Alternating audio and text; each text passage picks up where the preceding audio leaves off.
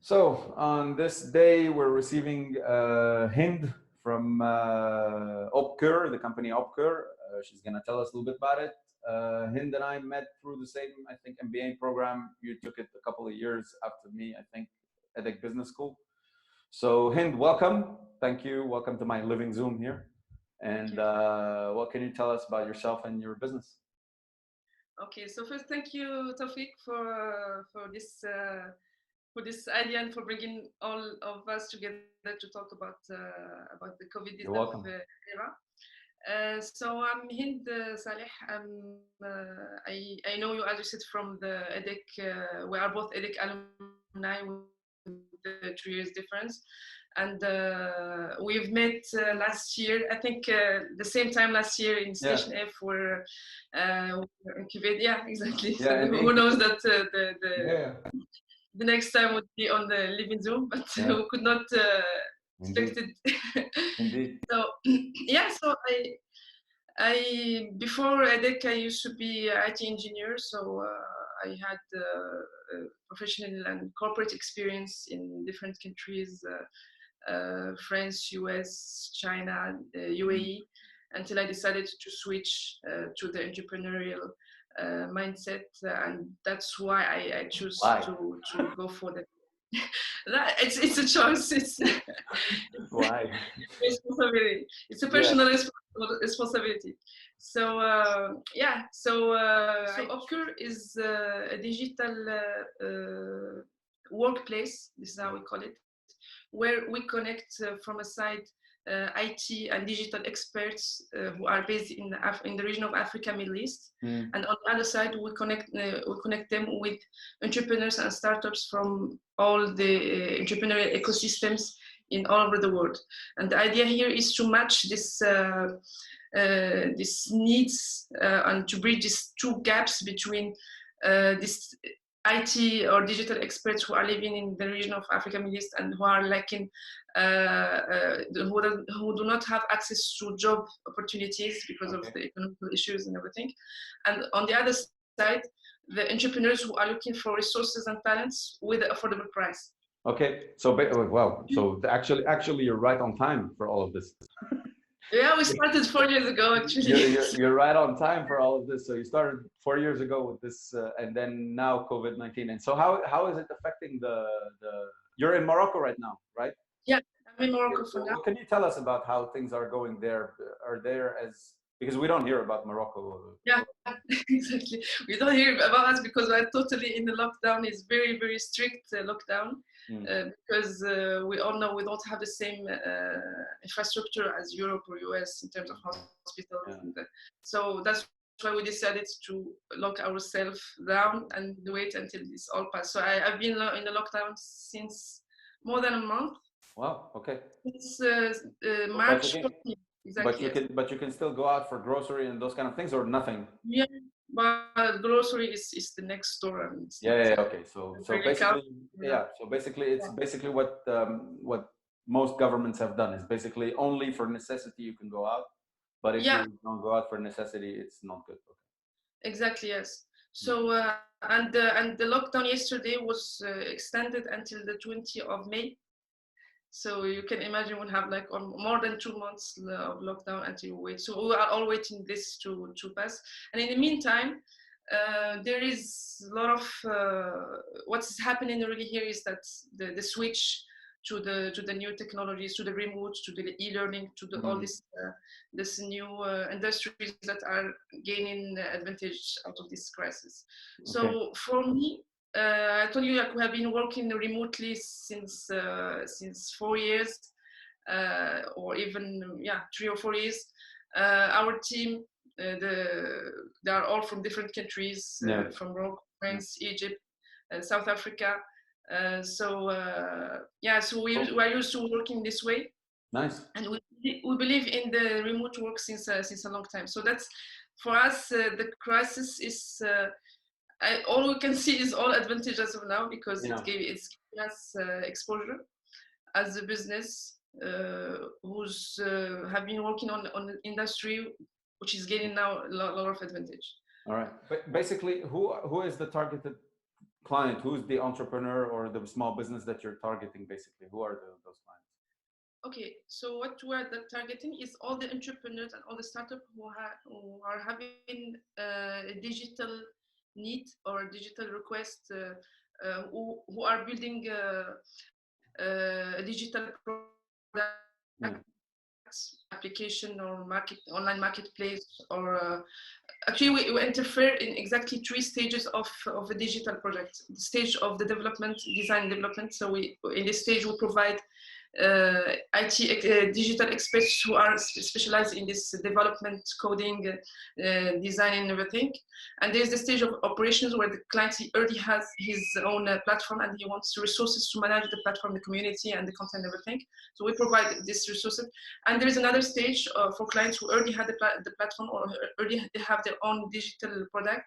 They have the resources to manage it, but they want to grow the business model by acquiring a new market shares, or by adopting new technology, or something like this. So basically, your client is any SME or small business that wants to access competencies and IT resources for less than what the market is actually offering, whether it's the size or whether it's the prices or whether it's the accessibility or something like this. Great. How is COVID-19 going to affect this? Because indeed now what we see is governments pushing for not delocalization, but actually relocalization and relocating some of the resources into the country. So how does the outsourcing scope look for you? The outsourcing in the field of digital, if you are talking about digital services, which is our expertise, I see that with the COVID-19 we will have much more exposure. We are meeting the needs of a lot of startups, because now, I mean, we are receiving much more requests and subscription on our website than before, because most of, I mean, these entrepreneurs, first because there's more people who are converting to entrepreneurship during the COVID, because they have time, they have this moment to reflect and to rethink their idea. So we are meeting this need, and also for the startup who are already existing. As you said, you will have to the startup, they have to lay off a lot of employees, and they need to find alternatives with affordable price. So that's why we are well positioned to meet this need. So that's. I mean, I don't know, maybe I'm the first person you talk about COVID where I see only advantages. No. A lot of people are no. It's What you're saying is absolutely correct. It's there's going to be an opportunity for some people, and there's going to be, of course, a downturn for other people. I was just curious about this because what we see now in Europe is a lot of restructuration in companies. A lot of companies are restructuring. And so there will be a lot of cheaper consultants on the market, if I may say it put this way. No pun intended, and I didn't want to insult anybody. But what was great to have and nice to have and good to have is being eliminated to the must-have, right? And so companies are sourcing material in a different way, but they're also sourcing people in a different way, and the unemployment rates are actually there to confirm it. Regarding so the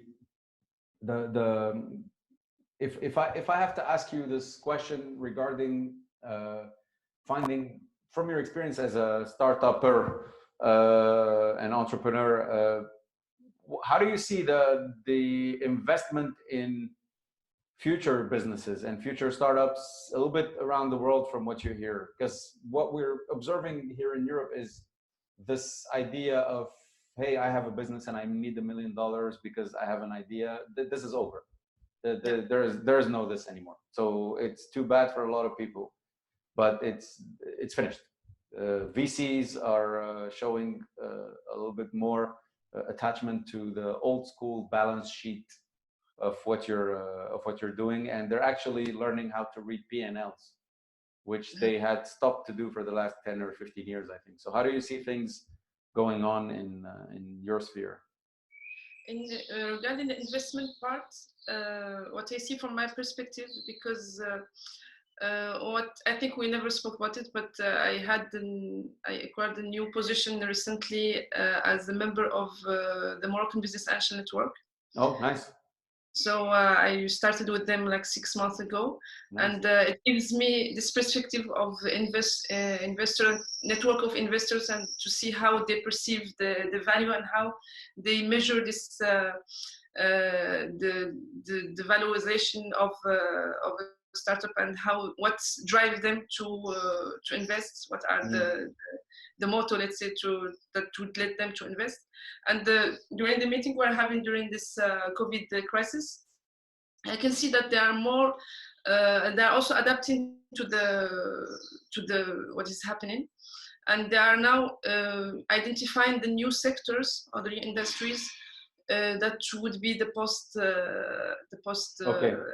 Corona COVID investments, such as like industries such as delivery, business of deliveries, remote work, e-learning, also the logistics deliveries, the all of this. And there is some other businesses because, for example, we were planning to organize a pitch, morning pitch last week, but we could not make it, and we were having already some startups who were pitching, who were planning to pitch for this morning pitch.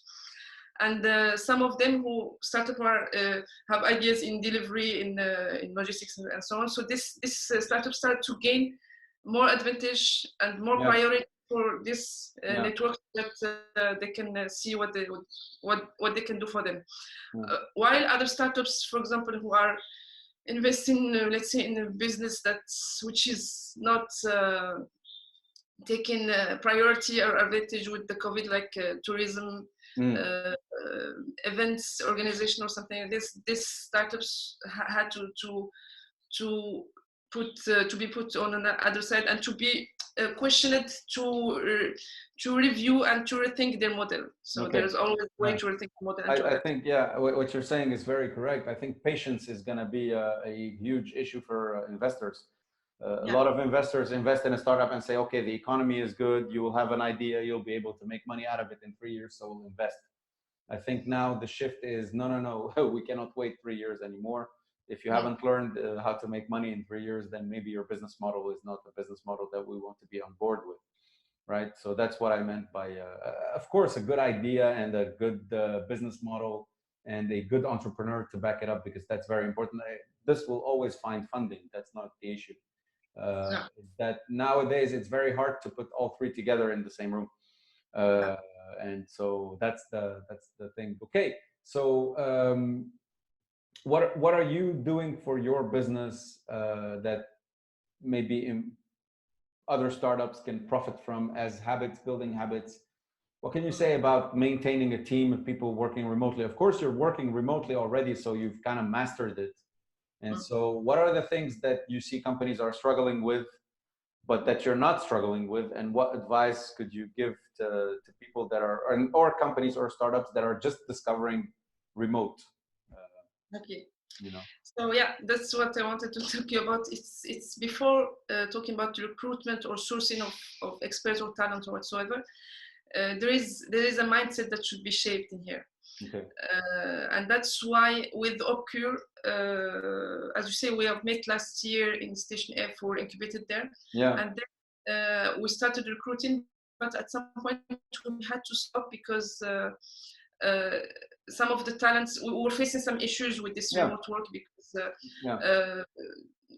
our job is to secure this transaction, is to bridge these two gaps, which give us a lot of responsibility about setting the right, I would not say rules, but the patterns for these experts and also entrepreneurs to come and work together at the same place and to learn how to work together, especially. Yeah. So there is a mindset that should be built, especially on the side of experts. Okay. Because the entrepreneurs, they are already in this spirit of entrepreneurial. The entrepreneurs, which I mean the clients, they are early in the spirit. They are flexible. They know, like, they're seeking the value of their businesses, so they learn how to adapt and how to be agile about the way how they work. While on the other side, for the experts who yet they have great talents and strong technical skills, but they don't have this mindset. And this is why at some point we had to stop and to rethink our business model and to see how we can bring these experts through this mindset, and so that they can learn how to work with entrepreneurs within this remote conditions. And this is why I started to provide like training modules. This is not it's offline, where we are training these experts who are here in Africa or in the region where we are recruiting experts, so that they can be introduced to this entrepreneurial mindset and to be more able to see the opportunity and to reflect on it. Yeah. Okay. So that's why we become we are gaining expertise in this field of entrepreneurship, education, and training, which is very, very important. Okay, but going back to the startup that are struggling right now, if there's, like, let's say I have a team of 10, 15, 20 people that I already run, right? And I'm outsourcing maybe a couple of guys to Opcur, and I have a remote team with you, but I still have a physical team, right? But now the team is at home. What are the 2-3 things that you can advise entrepreneurs or company owners at this stage? Because we're not in entrepreneurship anymore. I mean, we're not a startup anymore. We're just a company, right? And what would you give them advice on how to monitor, how to make the difference, but how to maintain a company culture when everything is being remote? Okay. When we are talking about the corporate who maybe they are not used to working this way, in this particular way, here there's again, I would go back again to talk about, there is a need to shape this mindset. Okay. Now maybe we did not have time to shape this mindset because the crisis came out of a sudden. Absolutely. Or living in a very in the corporate whale, as we say, and at some point this whale stopped, and we had to find a way how to make it. So here, where this it's very important to train and to advise this employees of this corporate on how to work in these conditions, because these conditions is what we should be conscious about, that we are living now is the new normal. This is so. Yeah, that's what I've been hearing all along. Yeah, that's exactly. And we don't know how long. To be honest, we don't know how long it's gonna last. We better adapt. I mean, we don't have another option, because we all have this had this time at the beginning of the crisis where we are thinking maybe it will it's just for 1 week or 2 weeks. We don't know how long it will take. So at some point we will have to find a way how to adapt to it. Where do you see Africa in this? Being an entrepreneur who's betting on Africa as a continent, it seems to some people Africa is just a whole different thing, right? It's that country far away, you know. But that continent, you mean, like, I mean, any African country is like, it's far away. But where do you see the place of Africa for this? That's what I'm curious about. Yes. Yeah, that's a very good question. It's my favorite question, is when it comes about talking about Africa and Middle East, the region I'm working on, and I would like to contribute as much as I can into the entrepreneurship field in here. Okay. So talking about Africa, what I can see as a forecast, or first as a situation what we are living here, if I'm talking especially about the region, North Africa, Middle East, because the rest of Africa is huge, and there's so many Africa. I'm talking about the whole ecosystem. Of course, South Africa is different than Nigeria. Nigeria is different than Morocco. I'm not. Exactly. So what I'm sure is that Africa won't be affected as much as the other region of the world, especially Europe or US, because we are already in working in a way where we are, I don't know how to say it, doing bricolage. Yeah. Oh, it's a do-it-yourself is the DUI. Yeah, exactly. The Or DYA, sorry. DYA. Exactly the mode of you find a way how to do it. So this is what shapes and what also give the essence of entrepreneurship ecosystems in the region. It's that entrepreneurs, the eager they are working with is coming from their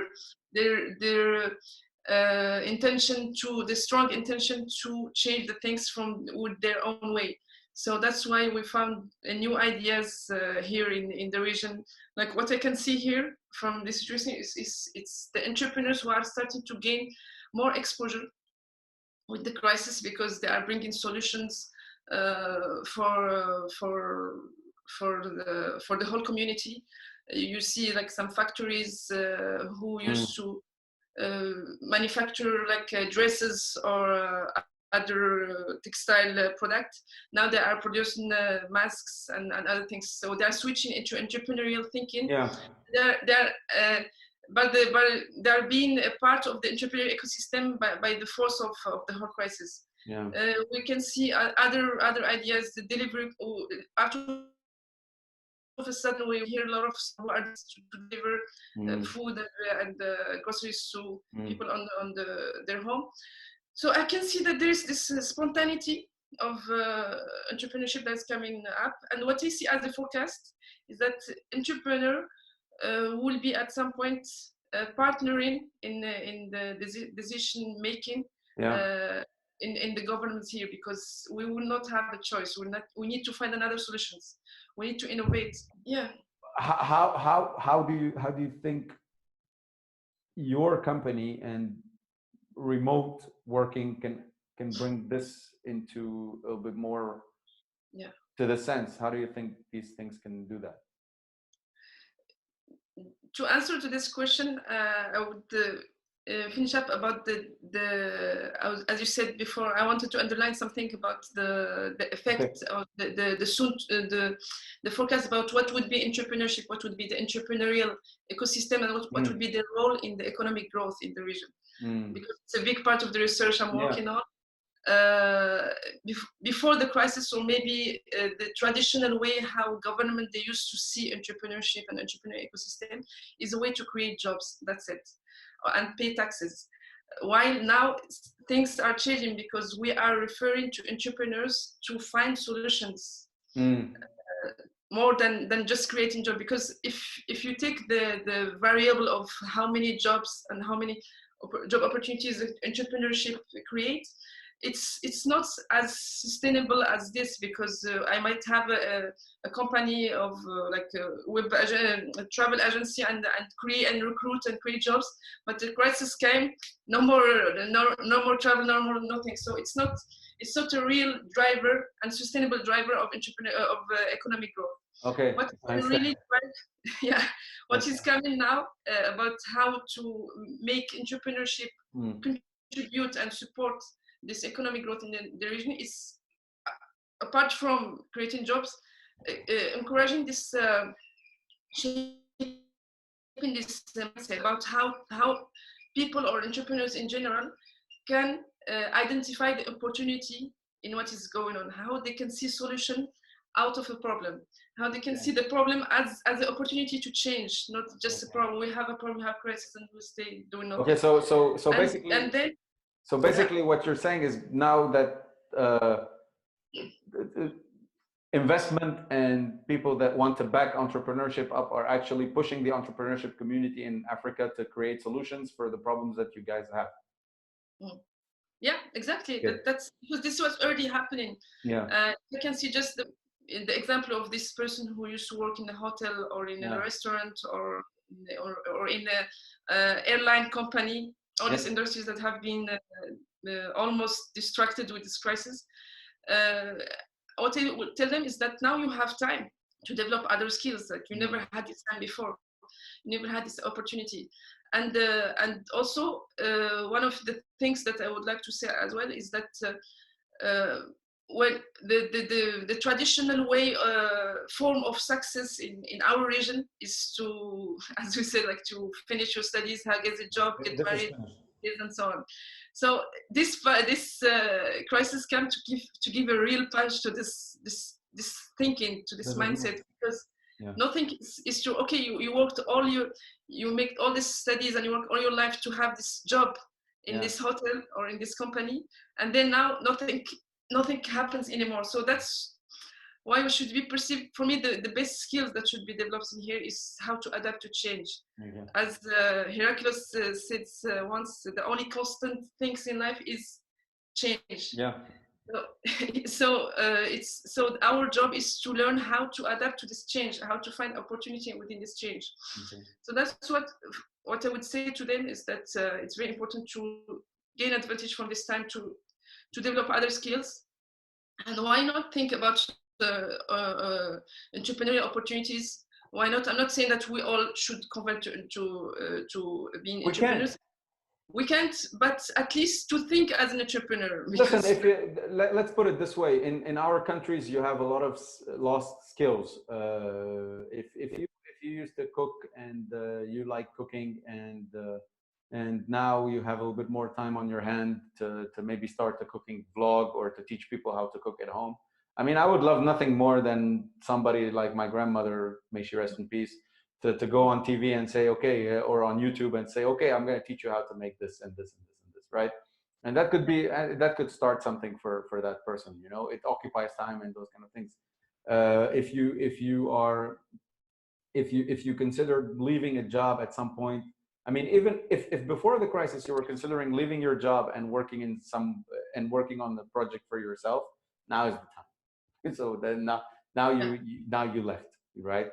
And this concept of you have to be a lawyer, doctor, or engineer that our societies are just stuck with, I think is just gonna get there's a lot of broke doctors now and a lot of broke engineers and a lot of people that don't even know how to read and write that are still sustaining their families. And so I think the arrogance of our societies is also taking a hit with COVID-19, and that's a good thing.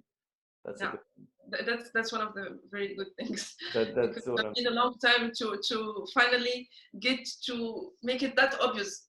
To learn again how to find ideas out of the change.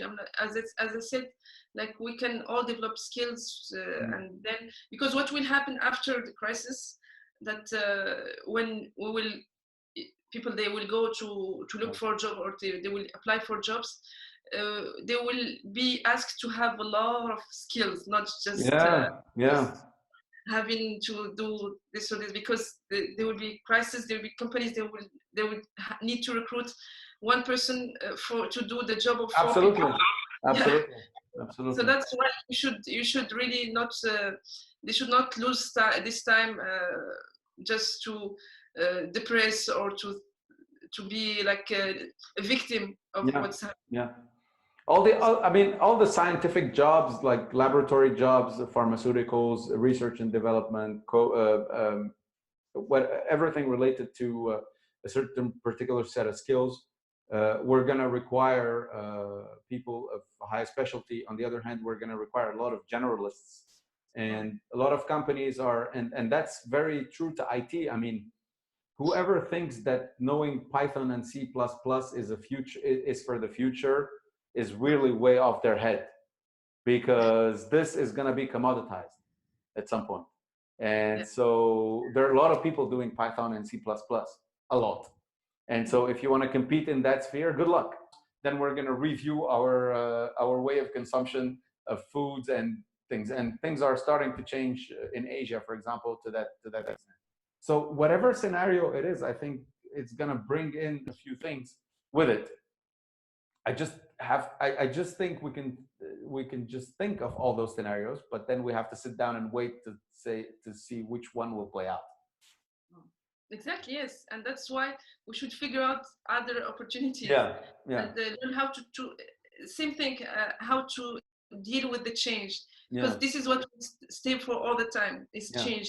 Nothing will be. Yeah. It's the only constant. Yeah, but you don't have an idea of that. What you're saying is so science fiction to the Middle East to some point. I'm speaking about the Middle East. I'll tell you why, because it's the national hobby in our countries to blame it on the imperialism. Oh man, it's the Chinese and the Americans and the Russians and the French and the British. victim. You know, like, oh man, they're doing those things, and you know, and so I think, and when it's not them, it's the puppet governments that we have in our region. It's never their fault. That's for sure. So there's an accountability, and I guess when you're in poverty, the only way is up. So let's keep hoping for a better outcome for our regions. It will. I believe in it. Yeah. Cool. Yeah. I think we can wrap up. So thank you for being with us. I'll include all the links in the description for you guys to be able to connect with Hind. As you can see, she's a very smiling and gentle person. So if you have questions, feel free. If you're in the Middle East, Africa region, please get in touch with her. I think she'll bring some insight, and if you have ideas you want to share. And that's it. Thank you, Hind, for being with us. Thank you, Toufic, for having me, and the pleasure to talk again and again. I all the time enjoy talking to you and reflecting about what's going in the ecosystems in the region. Exactly, and let's just believe that the best is yet to come. Because, well, this is, you know, when you grew up where I grew up, that's, you either do that or just stay in bed and don't.